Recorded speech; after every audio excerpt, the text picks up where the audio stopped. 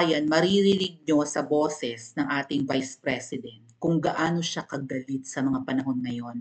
Nagpipigil lang yan, syempre, no? Siya ay pangalawang Pangulo ng Pilipinas, di ba? Kailangan naman maging mahinahon, kailangan naman maging professional, di ba? Kailangan naman magpakita ng ng proper decorum, okay, ng tamang pag-uugali, pero maririnig niyo po sa boses ng ating Vice President na nagkikimkim at nagtitimpi siya ng galit at base sa kanyang sasabihin mga kababayan or sinabi na hindi sila magpapatawad sa ginawa kay Pangulong Duterte. At dapat tayong mga Pilipino ganyan din.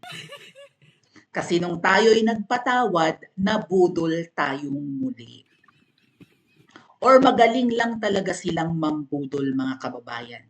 Kasi syempre pinalabas ng angkan na ito, nakalaban ngayon ng mga Duterte, na nakipag-tandem pa, mga manggagamit talaga, ang angkan na yan.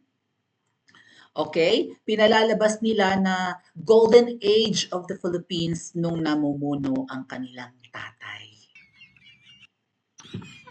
Actually, sa pelikulang ginawa nung Mangga, inamin naman niya na tambak talaga ang pera sa Malacanang. Pinakita po sa part 2 ng Made in Malacanang. Yun yung di ba tatlo yan? MIM or Made in Malacanang, abbreviation yon. And then there's MOM, Martyr or Murderer. And then there's MAM, yung Mabuhay, Aloha, Mabuhay. Hindi na naituloy kasi galit na ang taong bayan sa pamilya nila. So si Amy ang producer ng trilogy na yan about kwento ng mga Marcoses. Yung mom o yung martyr or murderer, diniscuss doon na hero daw ang tatay nila, martyr, hindi daw talaga mamamatay tao ang tatay nila, hindi raw sila ang nagpapatay kay, actually mga kababayan, sa movie na yon hindi ako na-convince na hindi sila ang nagpategi kay Ninoy Aquino. I was trying to understand the movie, although nag-iiyak na yung katabi ko habang nanonood at iyak na nga sa kadramahan ng movie ni Amy. Pero pilit kong inuunawa paanong hindi yung tatay nila ang nagpapaslang kay Ninoy. Right? Hindi ako nakumbinsi ng kwento ng Martyr or Murderer. Kung hindi nyo napanood yon, sa una pa lang po na part nun, makikita nyo doon na may isang napakalaking kahon na puno ng pera at sinabi ni Christine Reyes na gumaganap na Amy Marcos, oh, ba't nandito pa yan? Di ba sabi ko ipamigay nyo na yan sa mga kapitan? Kasi po, bundles of money sa isang malaking box ang nakalagay doon. So gusto nilang ipakita siguro na hindi, kahit may pera naman sa Malacanang, ibinibigay naman namin yan. Okay, maraming perang pumapasok at dumadating dito at, di ba? Dinadala dito, pero ibinibigay naman namin yan. At kapag nakita ko nakatambak pa rin, ay sinasabi kong ipamahagi na nga sa mga dapat pagbigyan. Huwag yun ang panoorin. Mabubisit lang kayo. Medyo corny na kasi, no? Puro drama na.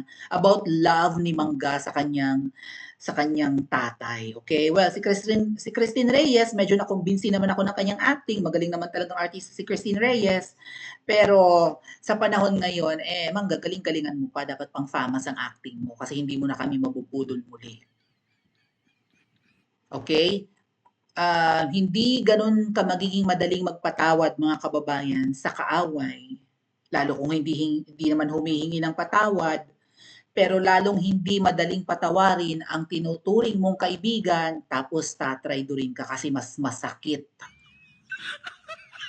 ang nililikha nilang sugat sa ating puso. Tama ba? So si VP Sara po ang nagkaroon ng greetings kanina sa mga graduates, okay, ng PNPA.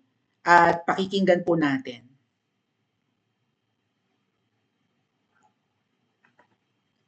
Let's listen to the Vice President. Obserbahan nyo, maririnig nyo sa boses niya yung gigil at galit. At kung tutuusin, dapat bumabati lang ito, di ba, sa mga graduates ng PNPA, yung mga susunod na pulis. Tama ba?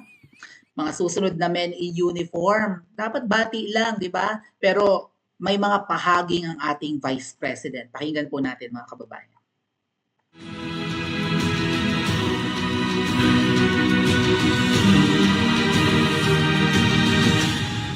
Assalamualaikum warahmatullahi wabarakatuh. Madayaw, umayong adlaw kaninyong tanan. Magandang araw sa inyo lahat. I joined the Philippine National Police Academy and the family and friends of the PNPA Sinaglawin class of 2025. Congratulations as you begin a life dedicated to serving the Filipinos and the country. Thank you for joining our brave men and women who, for choosing PNPA, have committed to enforcing laws and ensuring peace and order in our communities.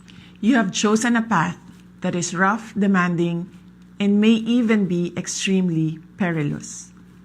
But this is the right path for you to meaningfully serve the country and demonstrate a sense of patriotism that is profoundly rooted on what is right for the Filipinos and the Philippines. Sa inyong kagitingan at kahandaan na tunay na magsilbi, sana ay lagi ninyong piliin ang tama. Huwag sana ninyong hayaan na mabahiran ang inyong propesyon ng mali. Katulad ng pagkakanulo sa isang Pilipino ng kanyang kapwa Pilipino. Walang kapatawaran ang pagsuko at pagpapakulong sa mga dayuhan ng isang Pilipinong naglingkod ng tapat sa ating bayan.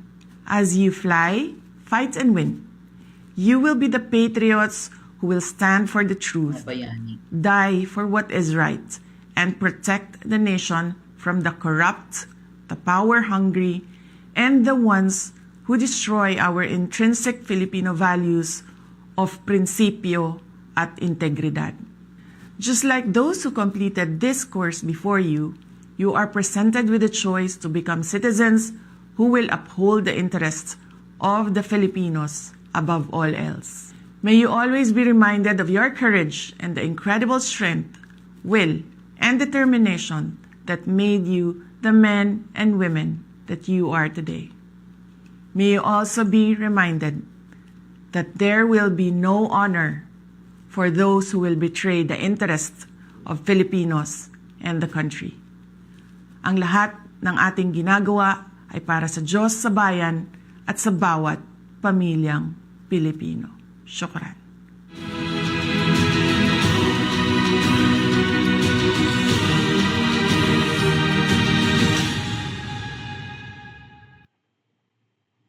Okay.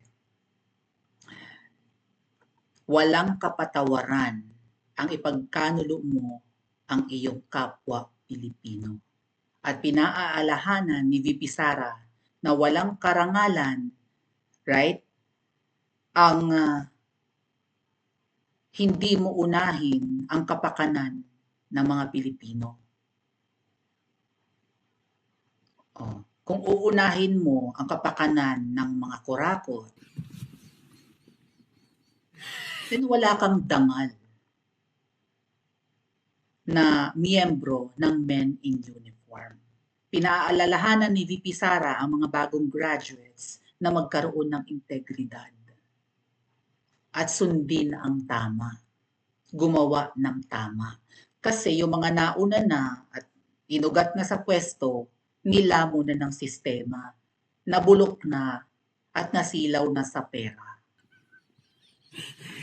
Pwede namang bumati na lang si VP Sara ng maligayang pagtatapos ng inyong, di ba?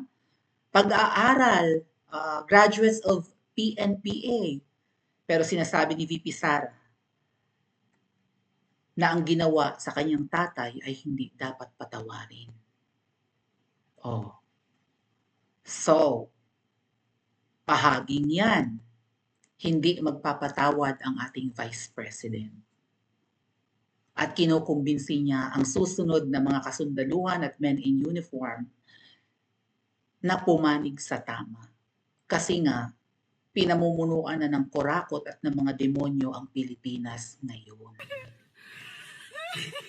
Aroy, ano kaya ang magiging imik at reaction ng palasyo tungkol dito? Pa-comment po sa comment section at mag-like and subscribe din po kayo.